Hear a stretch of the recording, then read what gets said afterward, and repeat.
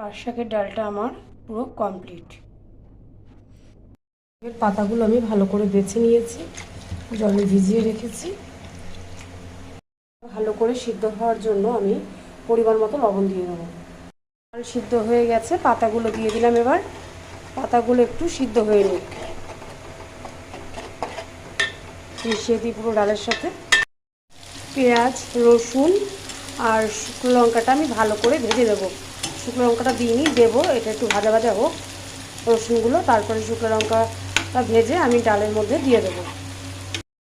শুকনো লঙ্কাগুলো আমি দিয়ে দিলাম, লাল লাল হয়ে ভাজা হয়ে এসছে রসুন পেঁয়াজটা।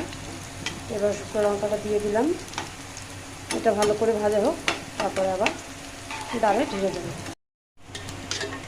ডালটা আমার সম্বার দেওয়া হয়ে গেছে, রসুন পেঁয়াজ আর শুকনো লঙ্কা।